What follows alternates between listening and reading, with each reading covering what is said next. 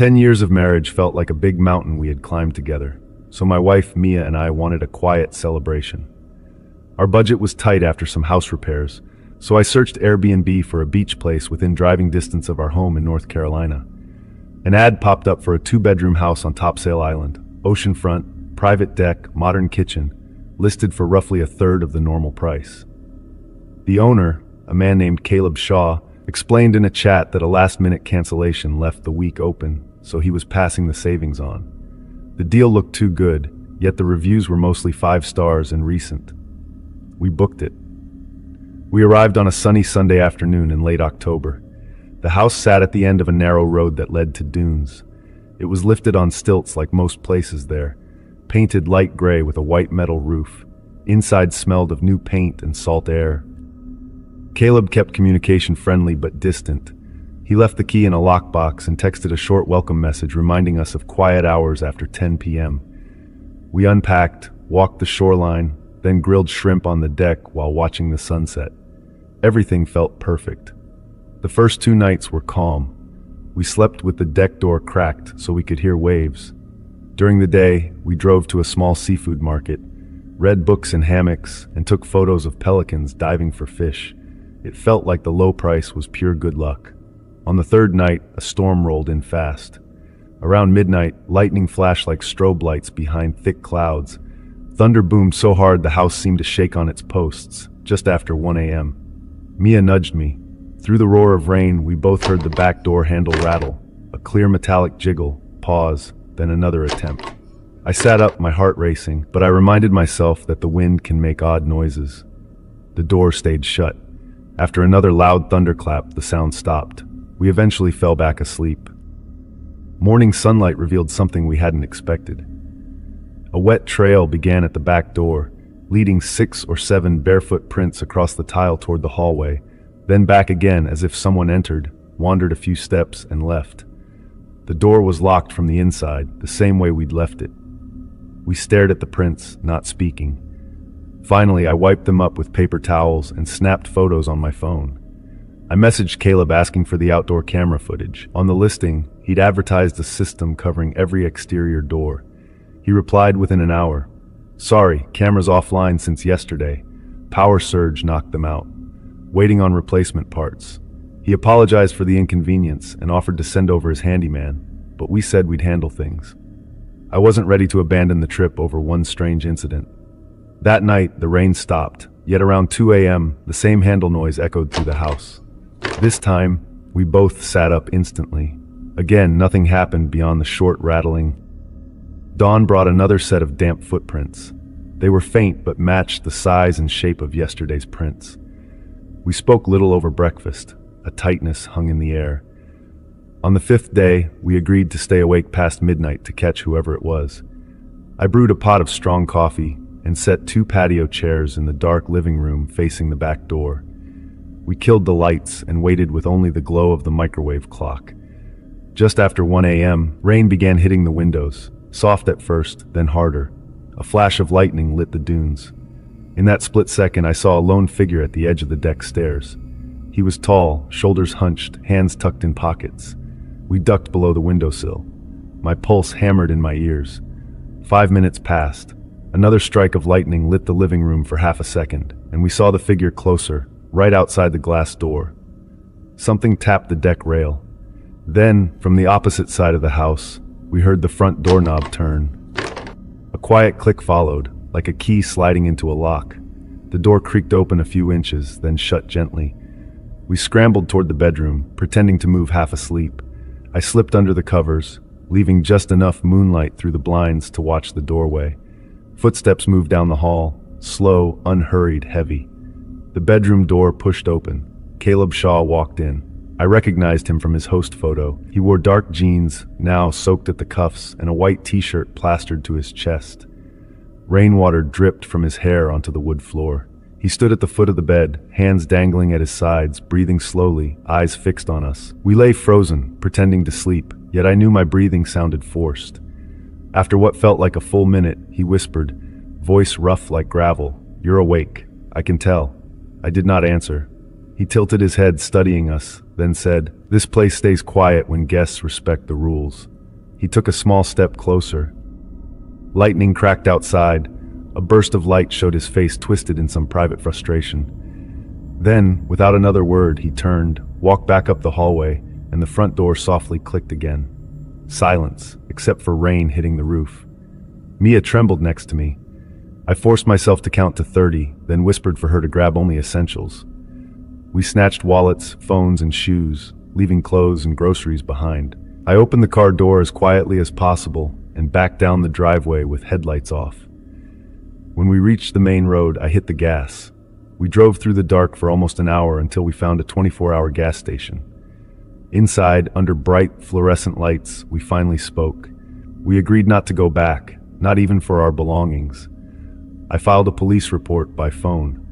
An officer met us the next morning at the station, took our statements, and promised to look into Caleb.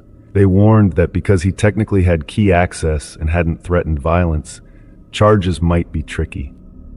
Airbnb support refunded the remaining nights and said they would investigate.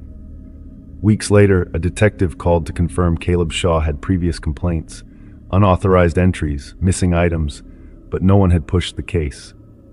Hearing that felt worse than the night itself.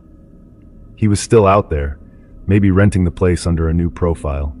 I kept the photos of the footprints in the text thread, but we never got our clothes back. The trip that was meant to celebrate 10 good years became a lesson. A cheap listing is sometimes cheap for a reason, and stranger danger can wear a friendly host badge. Since then, we only book hotels for vacations, places with a lobby full of night staff, and we always block every door, even when it's not raining.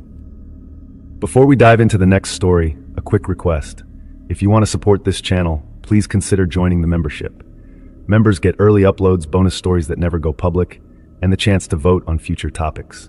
Your support covers the late-night research, recording, and editing that keep these true horror tales coming.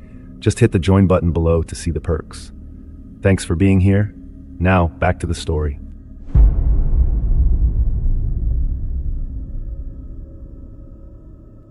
A few months ago, I was between jobs and needed a quiet place to finish a freelance project. The cheapest option I found was a small, stilted beach house listed on a rental app. It sat alone on a strip of North Carolina coast that is busy in summer but almost empty in late October. The listing said the owner lived 2 hours inland and left a lockbox key. I liked the idea of the breeze and sea noise while I worked, so I booked 7 nights. I arrived on a windy Sunday. The sun set early, turning the water dark gray. Inside the house, everything felt basic but clean. 1 bedroom, a small kitchen, and big windows facing the ocean. There was no television, only spotty cell service and a router that worked when it felt like it. I unpacked, made a sandwich, and told myself the emptiness was peaceful, not lonely. The first 2 nights passed without drama, just the usual creaks of an old wooden structure and the steady rumble of waves. I worked until midnight both evenings and slept hard. At 3:07 a.m. on the 3rd night, I bolted upright to the sound of a scream. It was high, sharp, and so sudden that my heart felt punched. I rushed to the front window that looked over the porch and the sand beyond. The glass was fogged from indoor heat, so I wiped a clear circle with my palm and pressed my face to it. Nothing. The beach was empty, the moon hidden by clouds. I opened the window a crack. Only wind and surf answered. My rational side whispered that I had dreamed the sound, but my hands were shaking too much for that to be true. I stayed awake until dawn with the lights on, pretending to read. Daylight gave the place a harmless look. I walked the sand, expecting to see fresh footprints or maybe a prankster's cigarette pack. But the wind had smoothed everything into blank ripples. The nearest occupied house was half a mile downshore. I told myself vacation homes echo. Old decks, loose screens, gulls that sometimes cry like children. By lunch, I almost believed it. That night, I locked the door, checked every window latch, and laid my phone on the nightstand with the recorder app running. If another scream came, at least I would have proof that it wasn't in my head. At 3 a.m., my eyes snapped open to silence. Then, from the underside of the house, came 3 slow thuds, as if someone hit the support posts with a hammer. The mattress trembled. I grabbed the phone and crept to the living room window that faced the steps. Outside, the porch light, The bulb I had turned on was dark. I stared until my eyes watered, but saw no motion, no tools, no person. When the sun rose, I listened to the recording. It held 40 minutes of regular night noise, followed by the 3 blunt impacts, loud and clear, and nothing else.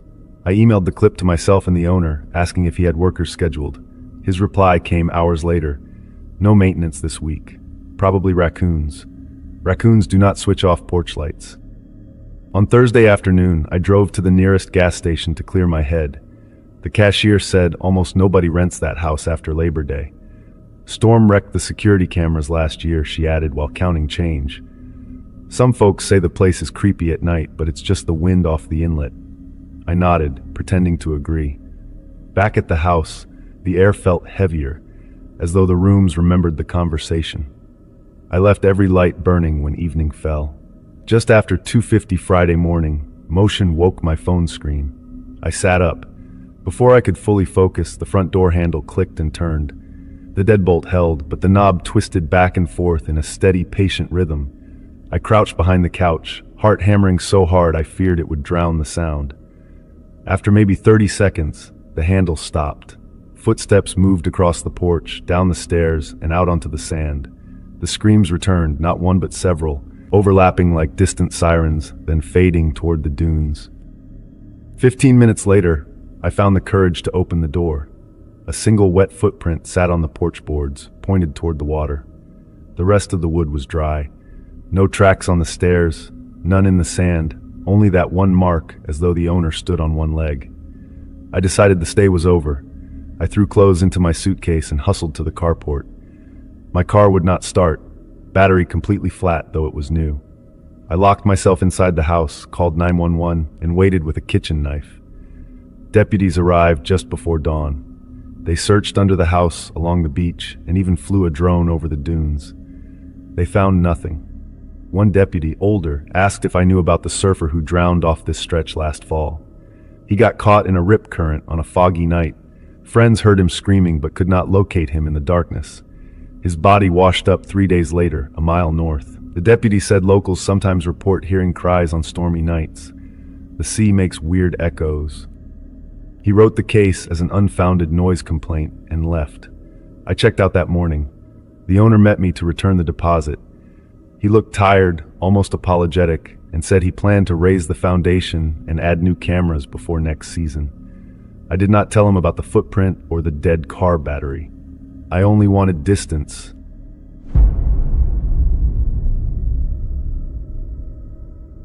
Last summer, I rented a small lakeside cabin in upstate New York, looking for a quiet place to clear my head after a rough year. The cabin sat on a private dock, surrounded by dense woods and a calm, dark lake. It was perfect, isolated, peaceful, with just the sound of water lapping against the dock. But something wasn't right. Every night, a boat drifted out there, and it changed everything. The first night, I noticed it around midnight. I was on the porch, sipping coffee, trying to unwind. The lake was still, reflecting the moon like a mirror. Then I saw it, a small rowboat, maybe 15 feet long, just floating about 50 yards from the dock. It wasn't tied to anything, just drifting in slow circles. I figured it belonged to a neighbor, maybe broke loose from a dock nearby. I didn't think much of it and went to bed. The next night, it was back. Same spot, same slow drift. I grabbed the binoculars I'd brought for birdwatching. The boat was old, wooden, with chipped paint. Inside there was a figure, just a shadow really, sitting still, facing my cabin. I couldn't make out a face, but the way they sat, so rigid, sent a chill through me. I told myself it was just someone fishing or maybe a local checking out the new renter. But it didn't feel right. Why were they just watching? For a week, it was the same. Every night that boat appeared, always around midnight. I'd watch through the binoculars, and the figure was always there, staring toward the cabin. I never saw them row or move. They just sat, like a statue, until the boat drifted out of sight. I started locking the doors, something I hadn't bothered with at first. I even called the property manager, a gruff guy named Carl, to ask if anyone else used the lake at night. He laughed it off, said it was probably just a local fisherman, and told me to relax. But I couldn't shake the feeling that whoever was out there wasn't fishing. I started keeping a journal, noting the time the boat appeared, how long it stayed, and anything I could see. I bought a heavy-duty flashlight, just in case. I'd sit on the porch, binoculars in one hand, flashlight in the other, watching that shadow in the boat. One night, I got bold and flashed the light at it. The figure didn't move, didn't react. It just sat there, facing me.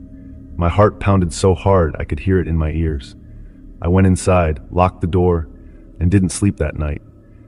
By the 10th night, I was a wreck. I wasn't sleeping much, and the quiet of the cabin felt oppressive. I'd started hearing things, creaks in the floorboards, a faint tapping on the windows. Probably just the house settling, I told myself, but it didn't help. That night, I decided to stay up and watch the boat closer. I set up a chair by the window, binoculars ready. Midnight came, and there it was, right on schedule. The figure was there, same as always, staring. I watched for an hour, my hands shaking. Then around 1 a.m., the boat just vanished. 1 second it was there, the next it was gone, like it slipped under the water or something. I scanned the lake, but there was nothing. No ripples, no sound, just the empty water. I didn't sleep. I sat by the window until dawn, waiting for it to come back. It didn't. When the sun came up, I went out to the porch to clear my head. That's when I saw them, wet footprints on the wooden boards. They started at the edge of the dock, where the water met the planks, and led right up to the porch steps. Bare feet, small, like a kid's or a woman's, with water pooled in each print. They stopped at the door.